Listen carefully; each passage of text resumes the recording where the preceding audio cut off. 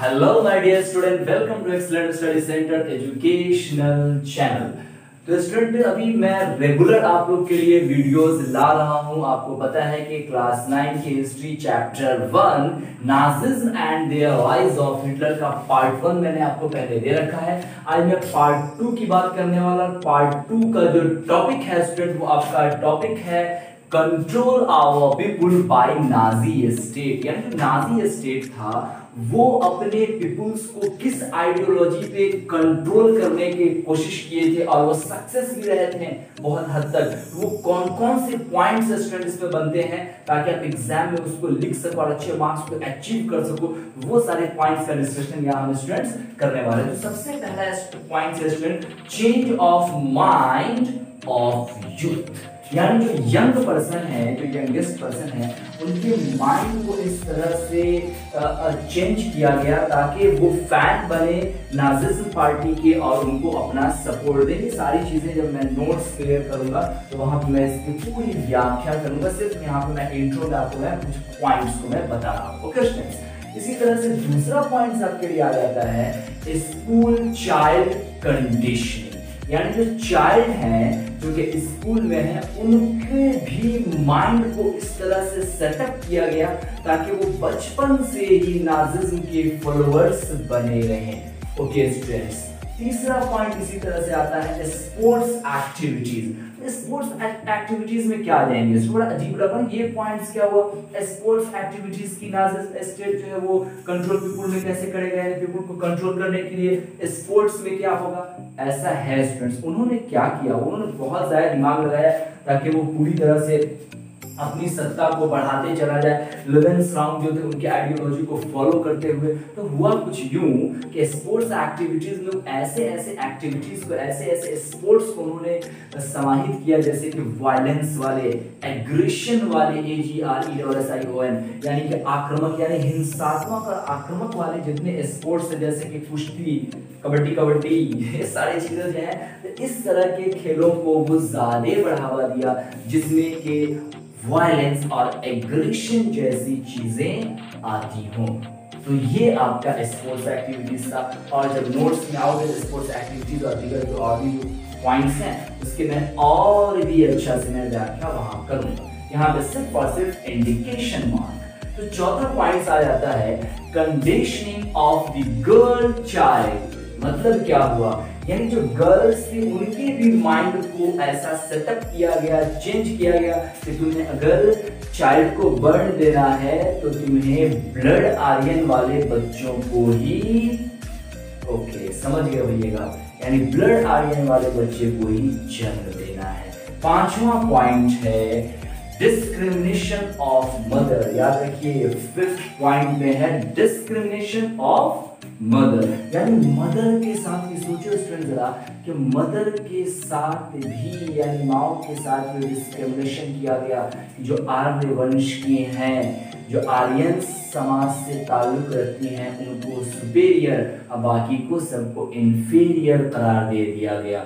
छठे पॉइंट पे आते हैं इकोनॉमिक फेवर फॉर आर्यंस, यानी आर्यों के आर्थिक हितों की रक्षा। ये भी एक पॉइंट बनता है, डिटेल्स में बताऊंगा इसका। सातवां पॉइंट है नाजी प्रोपेगेंडा या नाजी के प्रचार व प्रसार। यानी नाजी सॉल्व ऑल प्रॉब्लम्स। लोगों के माइंड में ये सेटअप किया गया कि देखो जितने भी जो प्रॉब्लम्स आ रहे हैं ना, उन सारे प्रॉब्लम्स को अगर कोई दूर कर सकता है वो सिर्फ और सिर्फ नाजी पार्टी है। तो इस तरह से हमारे पास 7 पॉइंट्स बनते हैं और इन 7 पॉइंट्स को चलिए अब हम प्राउडली डिस्कशन करते हैं ये छोटे से इंट्रो के बाद।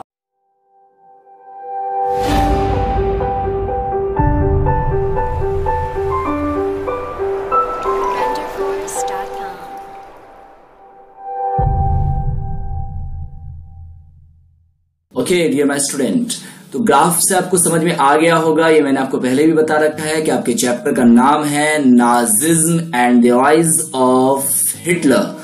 तो क्लास 9 की हिस्ट्री का चैप्टर 3 का पार्ट 2 है और पार्ट 2 में जो हम लोग टॉपिक पढ़ने वाले हैं उस टॉपिक का नाम है control over people by Nazi state.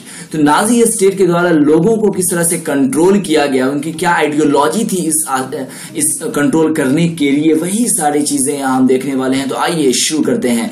Control over people by Nazi state. तो इसके लिए सबसे पहला स्टेटमेंट आपको आ जाएगा, Nazi state took the following steps to establish total control over its people। यानी लोगों को कंट्रोल करने के लिए कुछ इस तरह के पॉइंट्स उन्होंने क्रिएट किए थे ताकि लोग जो है उनकी बातों में आकर उनको फॉलो करना शुरू कर दें। तो सबसे पहला पॉइंट इसमें है स्टूडेंट्स, कंडीशनिंग ऑफ यूथ, यानी युवाओं का विचार परिवर्तन किया गया। कैसे किया गया? उन्हें बताया गया ideologically train towards Nazism as they grow up.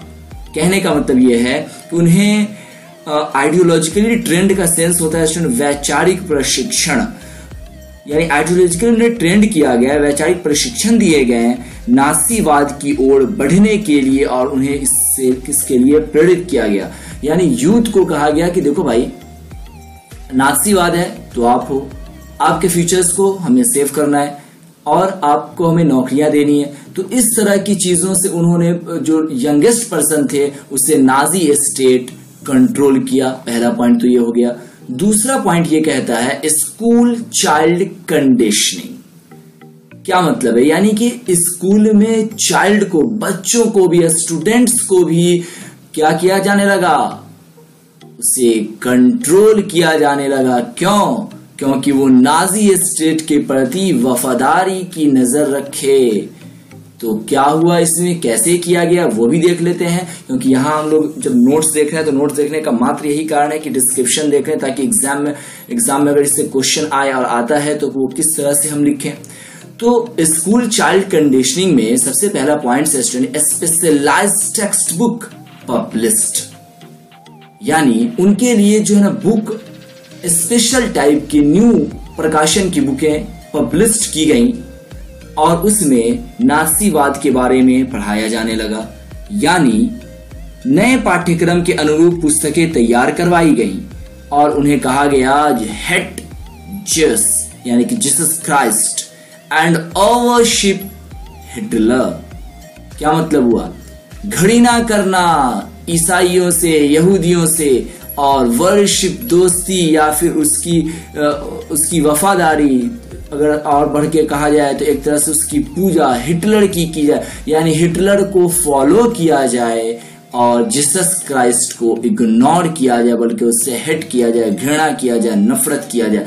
इस तरह के से सिलेबस को डिजाइन किया गया कि सिलेबस पढ़ने के बाद बच्चे ऑटोमेटिक हिटलर से वो वर्शिप करने वाले बन जाएं और ज्यूस यानी कि जीसस क्राइस्ट से हेट करने वाले यानी कि नफरत करने वाले बन जाएं।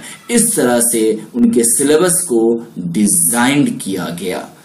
Third point students, specific sports activities. ये मैंने आपको बताया था कि बहुत अजीब लगेगा कि यार ये कौन सी नीति है, स्पोर्ट्स में भी, स्पोर्ट्स से भला वो अपने आइडियोलॉजी को किस तरह से लोगों तक फैलाएंगे, रखेंगे, मनवाएंगे।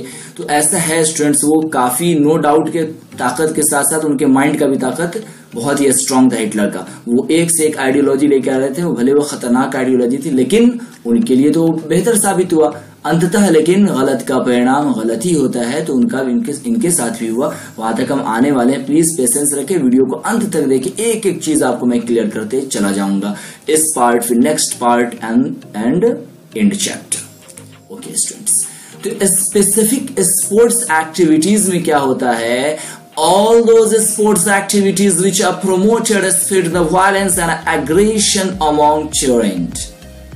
यानी all those sports activities, उन सारे एक्टिविटीज स्पोर्ट्स को प्रमोट किया जाने लगा, फैलाया जाने लगा, स्प्रेड किया जाने लगा जिसमें वायलेंस और एग्रेशन हो, यानी वैसे खेल को बढ़ावा दिए जाने लगा जिस खेल में वायलेंस यानी हिंसात्मक हो और एग्रेशन यानी कि आक्रामकता वाला हो, वैसे खेलों को बढ़ावा दिया जाने लगा और वैसे खेलों पर इनामात भी रखे जाने लगे, तो लोगों का सीधी सी बात है कि उस तरफ ध्यान लोगों का ज्यादा जाता गया और स्पेसिफिक स्पोर्ट्स एक्टिविटीज में जो आइडियोलॉजी थी उनकी वो कहीं ना कहीं अपने आप में सक्सेस होते चले गए। फोर्थ पॉइंट है students, conditioning of girl child. ये क्या है? गर्ल चाइल्ड कंडीशनिंग स्टूडेंट ऐसा था कि जो लड़कियां थी उनका भी विचार परिवर्तन किया गया। वो कैसे किया गया? उन्हें कहा गया undesirable child birth punished and sent to jail. Undesirable क्या सेंस है अनडिजायरेबल का स्टूडेंट? जल्दी बता दो। अनडिजायरेबल का मतलब होगा कि ऐसे चाइल्ड जो कि अनुपयुक्त हैं, जो उपयोगी नहीं है, जो आर्यवंशी नहीं है, उसको आप अगर जन्म देती हो तो आपको पनिश्ड किया जाएगा और जेल भेज दिया जाएगा, send to jail. Aryans race awarded and honoured. अगर आप आर्यन रेस वाले यानी आर्य प्रजाति वाले चाइल्ड को अगर बर्थ करती हो, जन्म देती हो, तो आपको अवार्ड दिया जाएगा, इनामात से नवाजा जाएगा और आपको हॉनर्ड यानी कि सम्मानित भी किया जाएगा। इस तरह से डिस्क्रिमिनेशन जो है वो मदर्स और गर्ल चाइल्ड दोनों के बीच किया जाने लगा। ओके स्टूडेंट्स, आगे बढ़ते हैं। इकोनॉमिक फेवर फॉर आर्यंस, ये क्या सेंस है? उन्होंने कहा कि नाजी आर्यों के आर्थिक हितों की रक्षा, मैं तुम्हारे जो आर्यवंशी थे, मैं तुम्हारे आर्थिक हितों की भी रक्षा करूंगा अगर आप हमारे सपोर्ट में आ जाओ। यानी इकोनॉमिक अपॉर्चुनिटीज, उन्हें बहुत सारी अपॉर्चुनिटीज दी गई कि आप अगर हमारे साथ हो तो बहुत सारी आपको सुविधाएं प्राप्त कराई जाएंगी। अपॉर्चुनिटीज का सेंस क्या है? यही तो है, यानी आपको मौका फराहम कराया जाएगा, बहुत सारे आपको चांसेस दिए जाएंगे इकोनॉमिकल व्यू से। All the support from the government, और गवर्नमेंट का फुल सपोर्ट और भी सभी प्रकार का सपोर्ट आपको दिया जाएगा। नेक्स्ट एंड लास्ट पॉइंट है स्टूडेंट, नाजी प्रोपेगेंडा। ये क्या है नाजी प्रोपेगेंडा? यानी मैंने आपको बताया था, जो मैंने आपको बोर्ड पर बताया था, नाजी प्रोपेगेंडा मैंने क्या बताया था? नाजी प्रचार व प्रसार के बारे में। तो इन्होंने ये प्रचार प्रसार किया कि अगर हम हैं तो प्रॉब्लम का सलूशन है, अगर हम नहीं है तो प्रॉब्लम्स और क्रिएट हो सकता है और वो बड़े हो सकता है, उसका सलूशन देने वाला कोई नहीं होगा। इसी चीज को मैंने यहाँ पे लिखा है, नाजिज alone could solve all their problems. यानी इसका सेंस ये हुआ स्टूडेंट कि केवल नात्सी ही उनकी हर समस्या का हल ढूंढ सकते हैं। इस तरह की विचारधारा और आइडियोलॉजी लोगों के माइंड में सेट की गई और अंततः नाजी स्टेट जो है वो कंट्रोल करता गया पीपुल्स पे। तो ये था आपका पार्ट 2 एंड होता है। नेक्स्ट हम बात करेंगे नेक्स्ट पार्ट और नेक्स्ट टॉपिक की, तो आप प्लीज वेट करें। वीडियो पसंद आया तो लाइक शेयर तो करना बिल्कुल ही ना भूलें और दोस्तों में भी शेयर करें, उन्हें भी इस चीज का बेनिफिट मिलना चाहिए। Okay student, bye bye.